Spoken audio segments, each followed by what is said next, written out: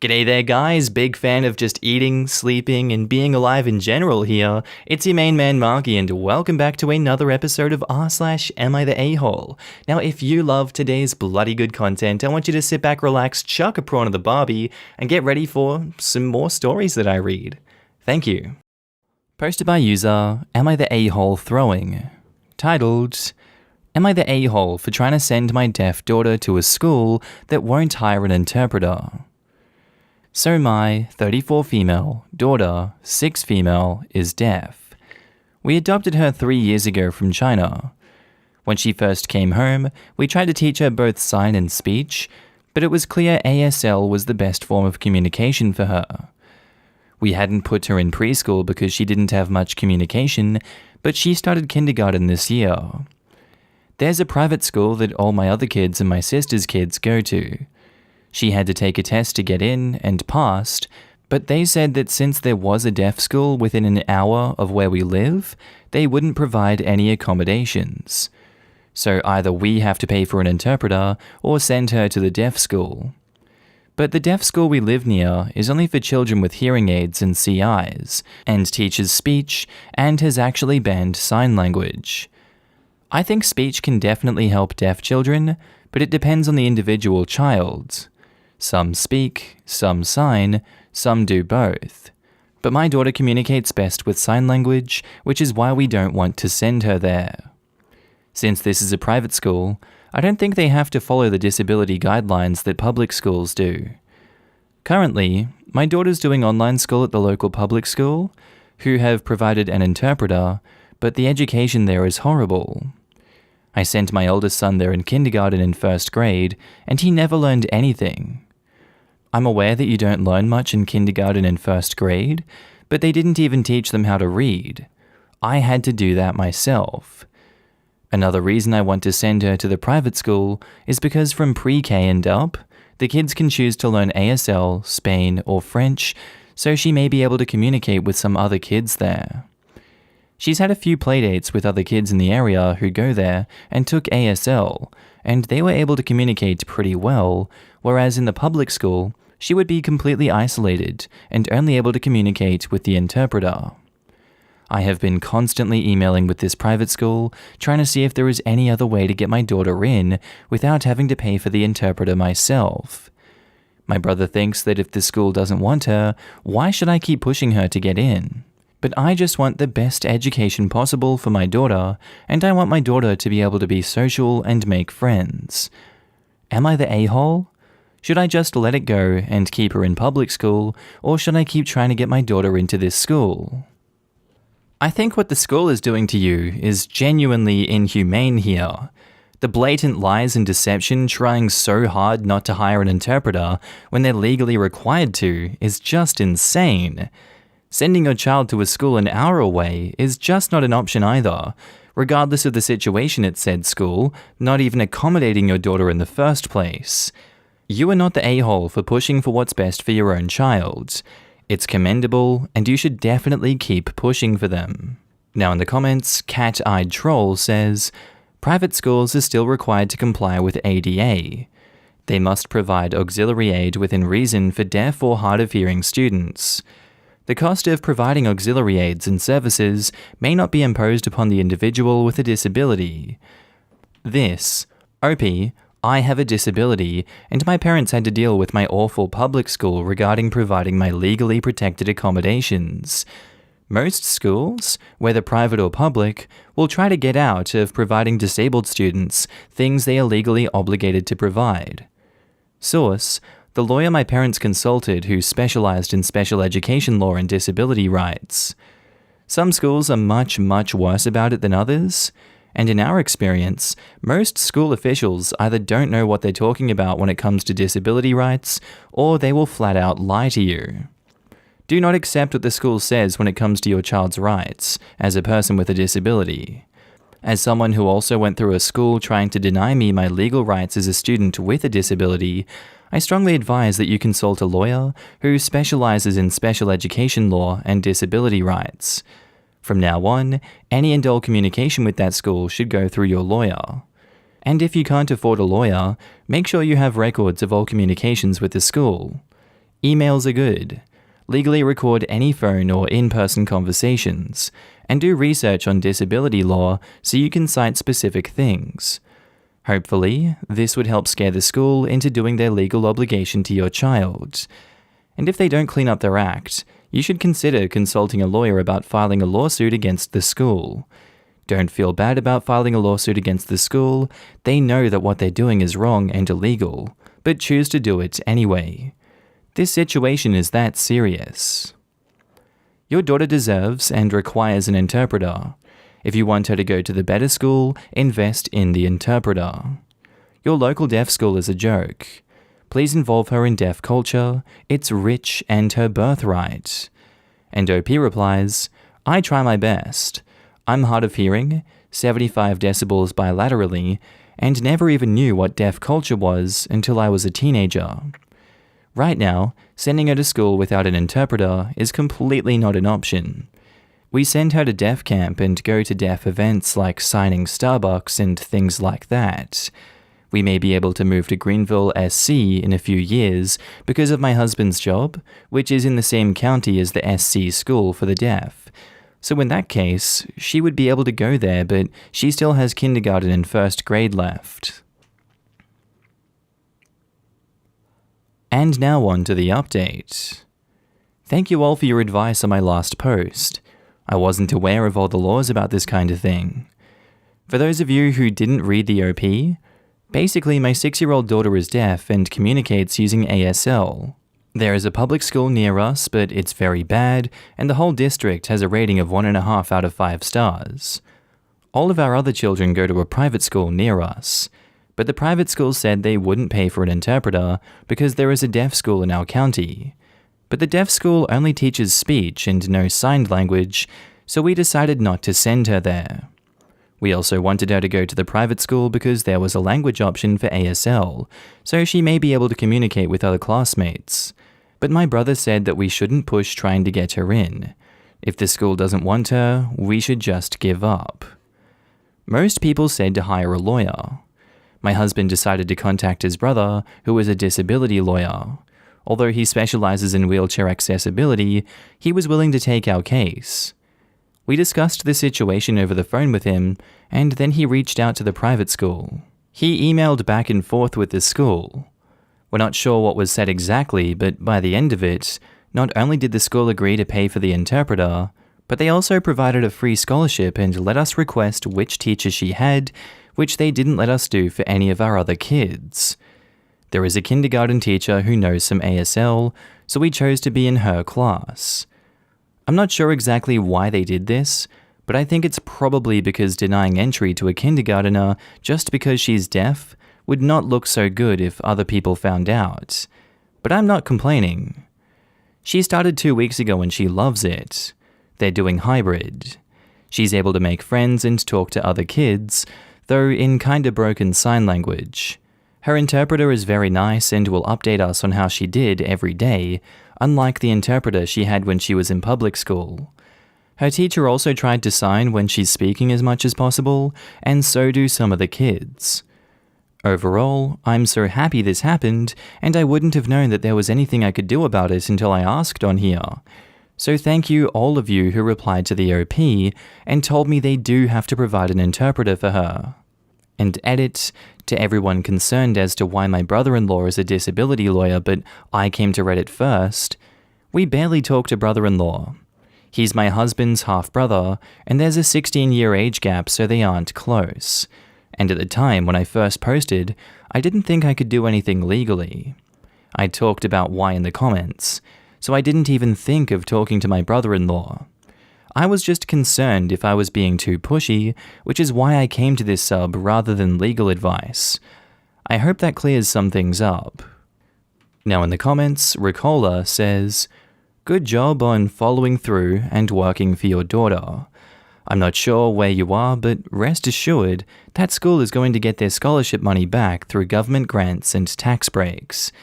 It makes me happy to know private schools are being expected to meet the same basic standards as public schools, especially when so much money is being funneled away from the public for the private schools, at least in the US. Plus, this is a win-win for everyone. The other students get to learn in real life how sign language can make a difference for someone and practice it. My best friend in elementary school was deaf, so our whole class learned ASL, 80s kids. I've continued to use it as much as possible since, from teaching my kids to communicate before they could talk, to communication with my deaf and hard of hearing customers and friends. I love reading about a child doing well. I imagine she'll have a class full of kids who learn ASL, which is great for all of them. She may have plenty of fights in her life to get what she needs, and you're showing her that she is worth the fight. Not the a-hole. You're not an a-hole for strong-arming this school into the current century. The only reason that children with disabilities have any accommodations afforded to them in school is because of parents like you. Parents of special needs children have to push for their kids, because no one else will. You did the right thing, not only for your kid, but for future kids who will want to attend that school and need an interpreter. Our next post is by user AmITheA0, titled, Am I the a-hole? My twin significant other is angry he is helping to raise my kids. So my twin and I, 31 male and female, have been very close, as our parents both passed away early, and we ended up living with my uncle, who very clearly did not want us. Our lives were going relatively fine until I became a mother at 21 and dropped out of college to focus on my mental health. The pregnancy took a huge toll. I didn't manage to graduate in the end, and ended up in retail, but my brother did and worked extra hard to both get great working experience and good grades to help supplement my income, and with his help, we managed to make things work. Since then, our paths diverged. He has gone on to become a successful business owner, and I'm happy with the craft-related job that I have that allows me to work from home and gives me time to take care of my own set of twins. We've remained close though, and he's not stopped taking care of my kids. Since his business took off about 5 years ago, he has paid for most, if not all, of the kids' expenses and contributing to their savings. While I'm not 100% sure of his income, I can safely say it's probably in the middle-high 6 figures. He spends probably around $100,000 each year on the kids in various forms, like investments, gifts, schooling, etc. When he first started dating Jane and the kiddos were 7, she was not happy that he would stay over sometimes to help babysit overnight to give me a break and spend time with the kids instead of going out with her. She was also unhappy that we slept in the same bed when he did that. I was in a 1-bedroom apartment at that time, and the alternative was basically a wooden platform that doubled as my couch. He stopped doing both at her behest, but she never really liked me after that. Throughout the past 4 years, she's been throwing snide remarks about me about my brother paying for my kids, which I accept because he is paying for them, and that's his choice. But recently, she posted a disgusting comment on SM, implying that my brother was the father of the twins, and how disgusting it was that I was forcing him to pay for them. It was deleted within the hour, but I managed to get a screenshot. I have thus 2 questions. 1. Am I the a-hole for accepting his financial help to give my kids a better life than the one I can afford? He has expressed many times over the years that he's extremely happy to do so. And 2, would I be the a-hole for sending the screenshot to my brother? Knowing him, it would probably mean the end of their relationship, as he did not treat the last guy who implied that in front of me well and cut ties with him. Edit to add, the twins' bio father is not and will never be in the picture. And as his business took off earlier, my brother asked me to spend more time at home with the twins, as my earlier retail jobs had me out 50+ hours a week. My current job has earned me more money over the years, as I've been able to build up a stock of digital patents that are for sale. Of course, I wouldn't be able to provide them the same quality of life if I raised them on my money alone. And I'm not proud enough to yank them out of their schools, activities, and lives just so I can say I raised them alone. Yes, his girlfriend knew of the arrangement early on in their relationship, and lastly, I asked, and he said he has no plans for kids of his own. So then to answer your points, I don't think that you're an a-hole for accepting his financial help. He offered and is more than happy to be a contributing factor in their lives. There is no issue there. And I don't think you'd be an a-hole either for sending the screenshot to your brother. If that means the end of their relationship, then why hold that back from him? It only hurts you more holding that back from him, and he deserves to know the truth. All in all, I've got to say not the a-hole. Now in the comments, Court in the middle says, not the a-hole. I'd send it. He seems like a lovely guy, and he loves you and the kids. If it was causing him financial stress, it'd be different, but he's choosing to help out, which is just so nice. He may as well know that she feels this way before he puts a ring on it. She's probably more jealous though, and that translates to anger. She's concerned that her future with him will always be tied with you, which it will, and she'll never be able to win. Because it shouldn't be a competition? On a further note, I had a son at 17. He is now 10 and is the light of my life. My older brother borrowed him today to take him out target shooting so kiddo can practice for the next scout badge. While they were off having manly time, I was hanging out making cookies and watching Toy Story with my brother's son, who's nearly 3, while my brother's significant other had to work. Basically, families support each other because that's just what happens. Where there is love, there is life. Life is super lonely otherwise. Not the a-hole. If your twin has chosen to help you, that's his choice. He clearly loves your kid and is a good uncle. His girlfriend's attitude towards you is super nasty, and the fact she keeps implying incest is really disgusting on her part. And Adventures to Come says, 1. Not the a-hole. Your brother has every right to provide whatever support he wants to his family. If his significant other has a problem, then she needs to take it up with him, not use super passive-aggressive SM posts to attack you. And 2, you need to tell your brother. This wasn't just an attack on you, it was an attack on him as well. He needs to know what his significant other is saying behind his back, especially when it's something that could affect his family dynamic. And now on to the update. Wow, it's been almost a year. I just remembered this account and thought I'd log in to give an update. In the end, I didn't let my brother know of the screenshots until after they broke up. She was pressuring him to get married and he didn't want to. All things considered, 2020 could have gone worse. The twins have adapted well to the many, many changes in school environments this year, and I'm so proud of them. I'm also earning quite a lot more this year due to the virus, as more people are crafting. Seeing how so many people thought that I was a leech gave me quite the shock. Honestly, I would never stop putting my kids first, and that includes making sure that they have access to everything they need, even if that means accepting money so that they live a better life. But it also made me reevaluate what I'm doing for me and what would happen in the next 10 years. So I'll be going back to finish my bachelor's in the fall this year because the credits still count. Thanks for your comments. Now in the comments, Fish and Sheep says, just wanted to say from the perspective of someone more in your brother's position, I would do anything for my nieces and nephews.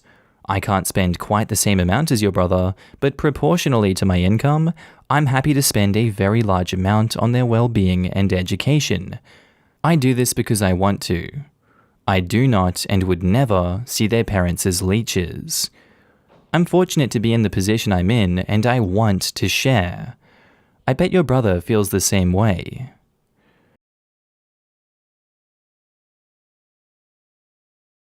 Alright guys, I think that's where I'm going to end today's video.